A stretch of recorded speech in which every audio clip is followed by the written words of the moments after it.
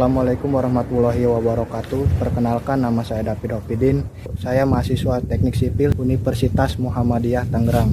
Di sini saya akan melakukan observasi bangunan dengan struktur utamanya, yaitu menggunakan struktur baja. Bangunan yang saya observasi letaknya berada di Pik 2. Bangunan ini dibangun dengan konsep keilmuan, yaitu satu bangunan dengan 3 fungsi. Fungsi yang pertama sebagai warehouse, yang kedua sebagai office, dan yang terakhir sebagai showroom.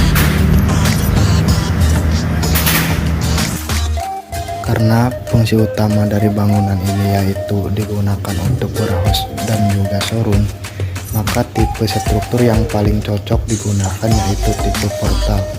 Struktur ini sangat cocok untuk bangunan-bangunan yang memerlukan space ruangan yang sangat lebar.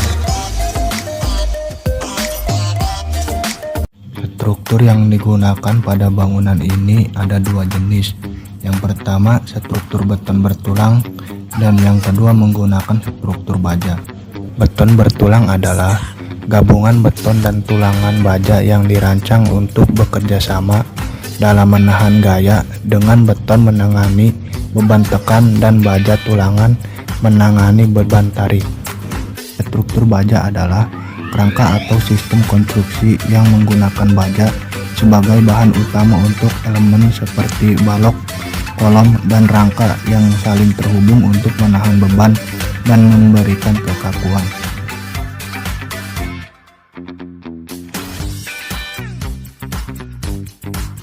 Untuk spesifikasi materialnya mengacu pada standar detail per structural work yang sudah ditentukan oleh konstruktor.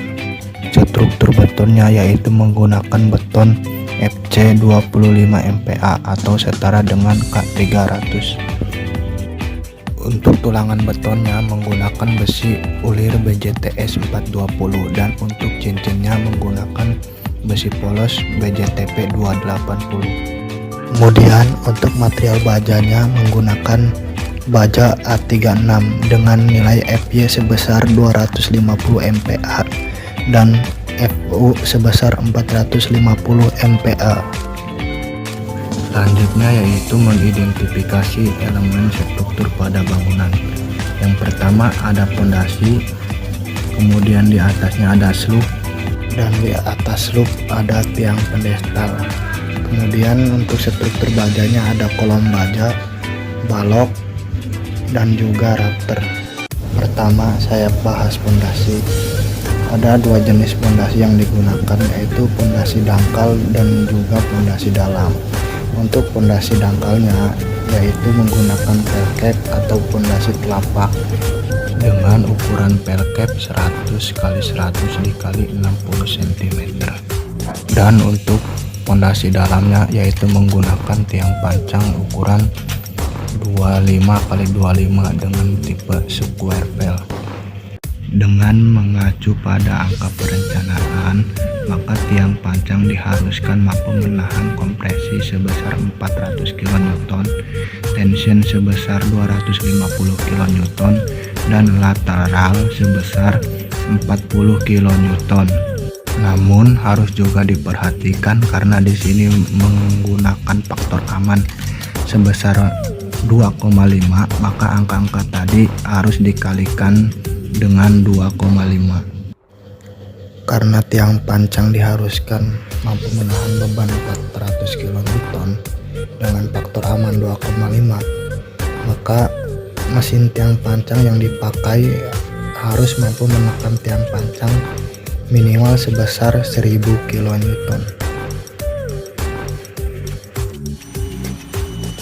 Dan ini adalah contoh dari mesin pancang dengan sistem hidrolik.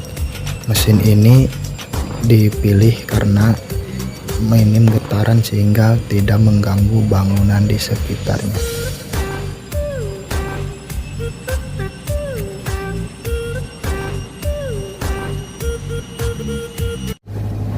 Di atas pelcap di sini kita dapat melihat yang namanya kolom pedestal dan juga sloop. Ini membentang searah X dan juga searah Y. Di atas loop ada yang namanya tiang pedestal. Tiang pedestal ini terbuat dari beton bertulang dengan ukuran 30 cm dikali 50 cm.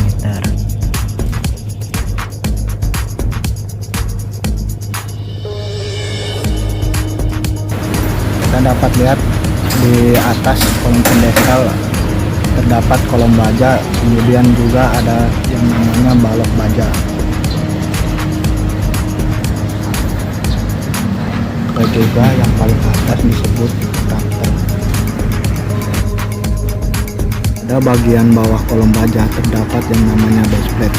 Base plate ini sebagai sambungan antara kolom baja dengan kolom beton, dan sambungan ini dikuatkan dengan yang namanya angkur dan baut baja.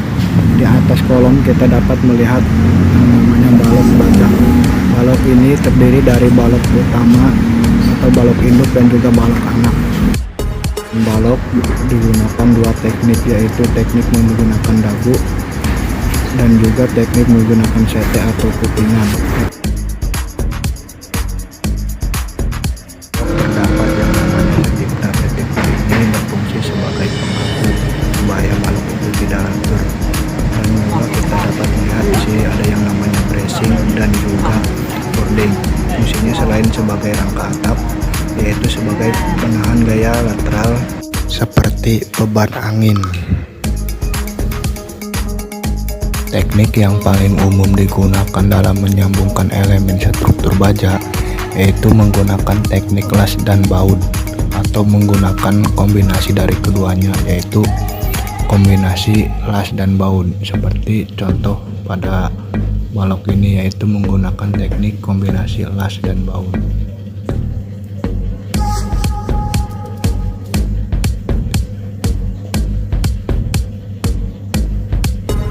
Melihat beberapa contoh jenis baja. Yang pertama ada plak baja, yang kedua ada profil L atau profil siku. Di sini juga terdapat profil O, dan yang terakhir ada profil U atau biasa disebut UNP. Tahap-tahap dalam pengerjaan struktur baja yaitu yang pertama yaitu melakukan pengecatan, yaitu menggunakan cat dasar anti karat atau biasa menggunakan sinkronat. Selanjutnya baja-baja ini dipotong sesuai ukuran. Setelah dipotong, baja disatukan menggunakan nos. Dan tahap terakhir dari pengerjaan struktur baja yaitu erection atau proses mendirikan bagian. Video tugas observasi dari saya semoga bermanfaat bagi saya pribadi dan juga rekan-rekan semua. Bila ada salah kata saya mohon maaf.